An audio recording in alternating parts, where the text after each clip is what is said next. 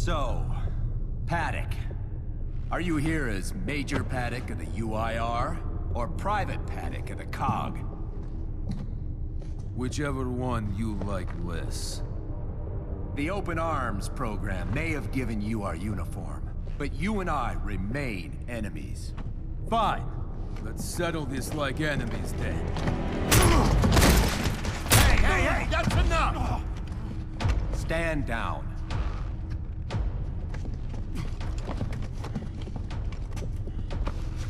You Garaznys weren't known for treating prisoners very well.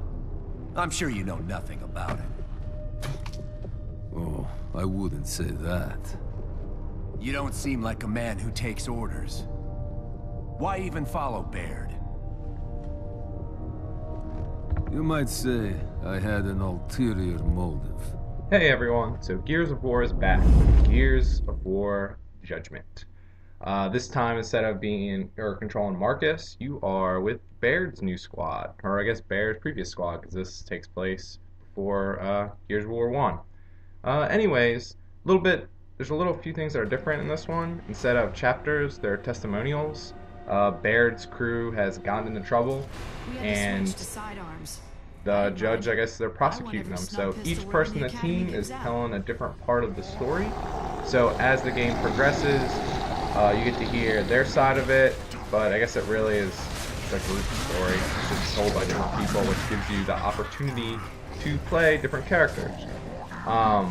Also in this one, after each little section, there is stars you receive for getting kills or completing the objectives. Well, not really completing objectives, but the skills allow you to make the game a little bit harder to play. Which are the declassifieds, which I guess give you more intel of what happened with their crew. They're not really that important for the story, because it's just, well, there's smoke grenades now, so it's a little bit harder to fight the enemies. But it doesn't really add to the story at all. But it's still kind of cool, and you get points, and it helps you level up.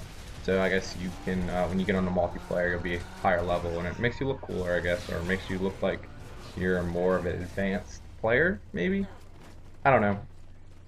It's pretty, like this gun right here is pretty neat. It sets up little traps and stuff, like little lines, which I should be shooting in the wall. Here you go. Boop. Go. There you go. So if the locust passes, it explodes. Kind of neat. One of the new weapons that has been added. One thing about this game that's kind of weird is, well, not weird, but it's a lot like Horde mode, to where you have to defend a point, and waves of enemies come at you. Like, there you go, you can wave, and you have to essentially fight off all the beasts that come at you, or locusts. There's turrets now that you can set up, like I just did right there. Those just add a little bit extra firepower for when you're fighting enemies. So it just helps you give an advantage, especially if you're playing by yourself like I am here. The AI in this game is pretty fucking legit, I have to say. If you're down, usually they pick you up. There was one time when I was playing and they kind of forgot about me and ended up dying. But hey, it's not, no AI is perfect. That was another new weapon. I forget what it's called, but it's kind of like a sniper rifle a little bit. I don't remember if it zooms in or not. I haven't beaten the game, so this is literally just me playing and recording it from where I am. So I'm not that far, but I hear the campaign is pretty short.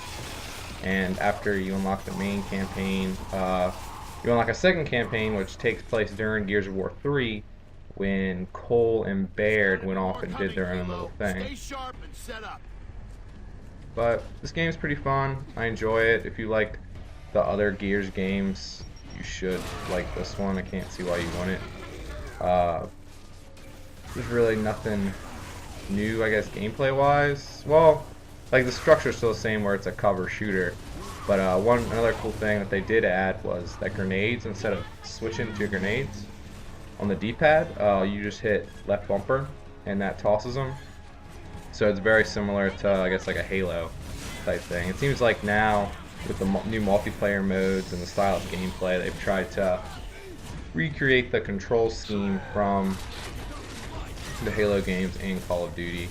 And the little bot that just showed there was Jack, but they don't have a name for it yet. So you kind of get to see how they get into having the robots and stuff. Cog tags are back. You can collect them to unlock multiplayer characters and just as a collection aspect of the game.